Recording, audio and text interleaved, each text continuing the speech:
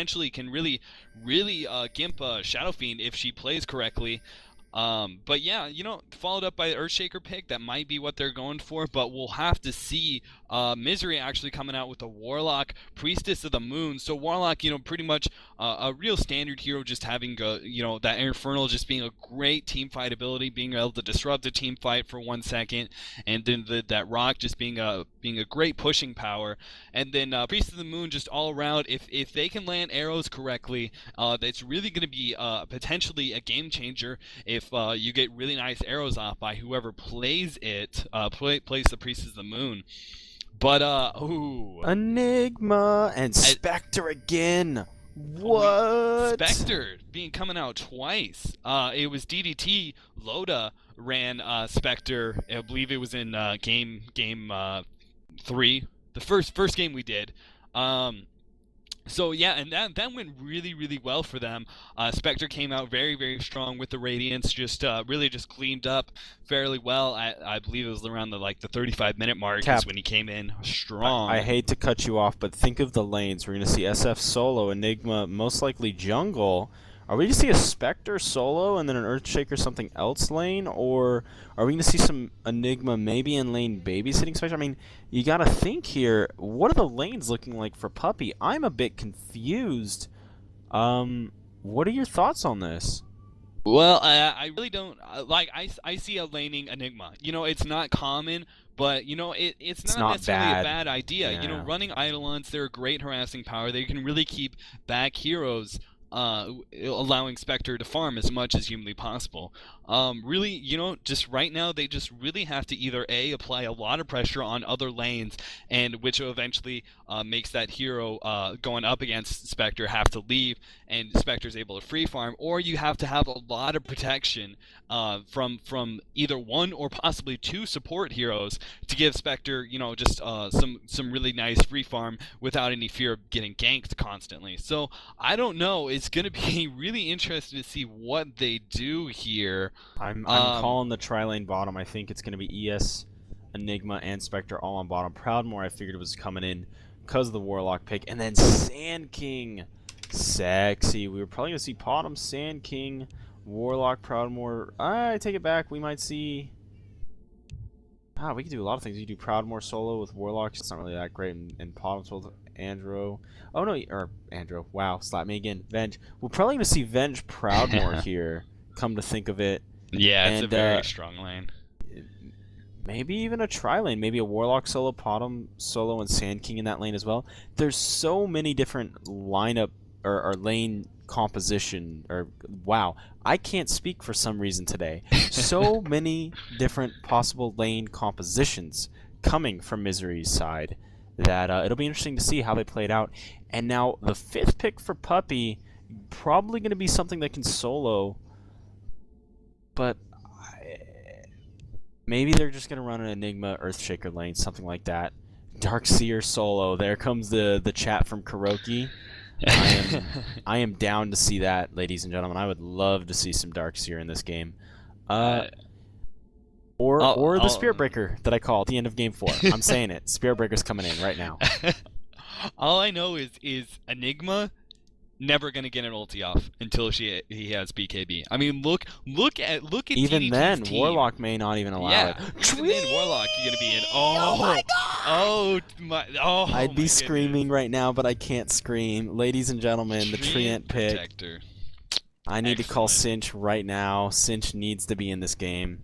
We're basically looking at Team Ultimate over here by Puppey. Tree, easy solo. He's not gonna die. Just watch what happens. Actually, I wouldn't have bought that branch if I was him. I would have bought a Quelling Blade, so he's gonna have to. Yep, he's gonna have to go into regens. Watch for Tree to bring a Quelling Blade to him really fast here. Oh man, Tree pick. Can't believe Indonesia. Team Indonesia coming out. Woohoo. Okay, that was a racist joke. I am sorry, ladies and gentlemen. Enigma going to babysit the Spectre top.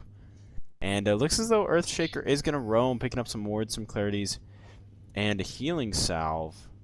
He might have picked up... Did he pick up the... Fear... No. How much gold does that Earthshaker? Am I dumb at math today? I've been dumb at everything else. He gave away. He had to have bought the chick, is I believe what happened. But both, unless there's some sort of glitch here, Spectre has wards as well as Earthshakers, so they're going for There some are two serious sets of vision wards right out the bat. I Well, think you that's know, really smart. absolutely. You're going to see the Spectre trying to farm, but Yeah. as I said, the lane composition could be anything. So if Spectre is going to be farming top, that ward that Demon placed is so crucial. Carry on though, Cap. I didn't mean to cut you off there. Kind of did.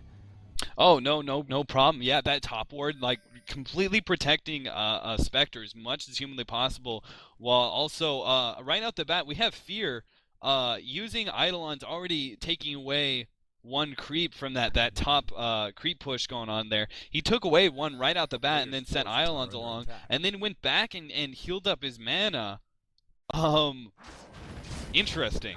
I don't know, like, I guess he figures he's going to use those Eidolons to push back the heroes while Spectre tries to free farm, and then he's going to just come back in a lane. But I have no idea what that was. Like, I guess gimping the experience gain on top and the gold just by taking away a creep? I have no idea. But he did it again.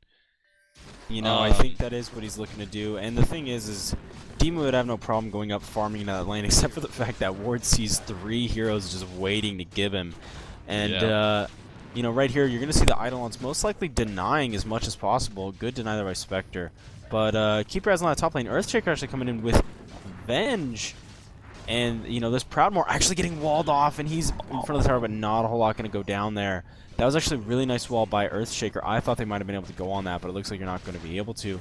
And Venge coming in here just helping out the Proudmoore. Proudmoore is going to be happy having that superb lane. And, yeah, Earthshaker is essentially just roaming. Sand King pulling here on top. Not a whole lot of action going on. Expect this tree to grab a very fast Vanguard. And then I'm going to go with Strength Treads into a Radiance. That's my guess. Although he may right also away go Blink there. They're actually going on, and PGG gets the whole double stun torrent, and he's not going to go down. He's actually turning around on Ducky. He actually takes it. Here comes Earthshaker with his Fissure. He gets the block off. They're going to take Loda as well. No mana whatsoever, so he's going to potion up. No problem whatsoever. Loda getting the heals up. So, but still, nice turnaround by PGG, catching Vengeful Spirit out of position there. That was just devastating. You know, that is an incredibly powerful lane, but you know, at level 2, they just don't really have enough damage to burst down Shadow Fiend, who has, you know, +6 to stats.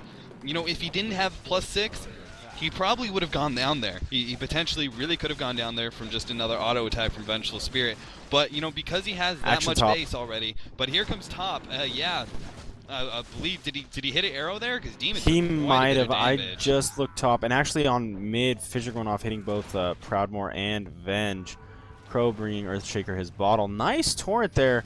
Not going to be enough. Oh, Nevermore actually kind of screwing up. Not able to finish bottling that haste. Instead has to. Oh, Raze is coming in on Venge. Is Venge going to be able to get away? He may not, actually. It looks as though another Raze going off. One more hit.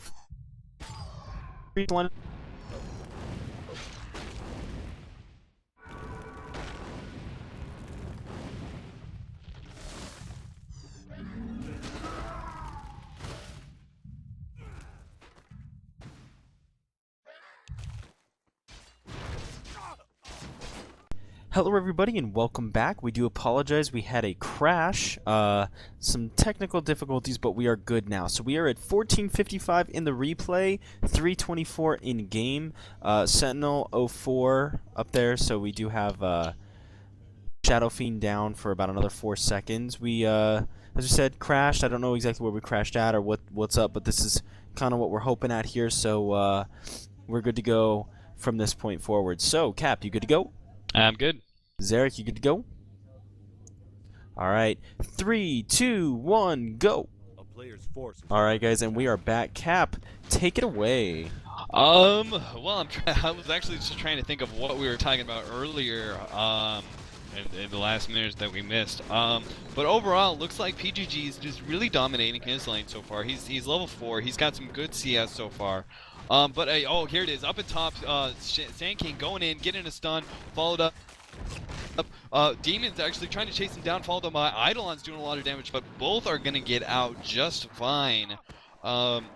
But yeah, this is actually what I was talking about. Enigma being in a lane with Spectre, you know, throwing down those Eidolons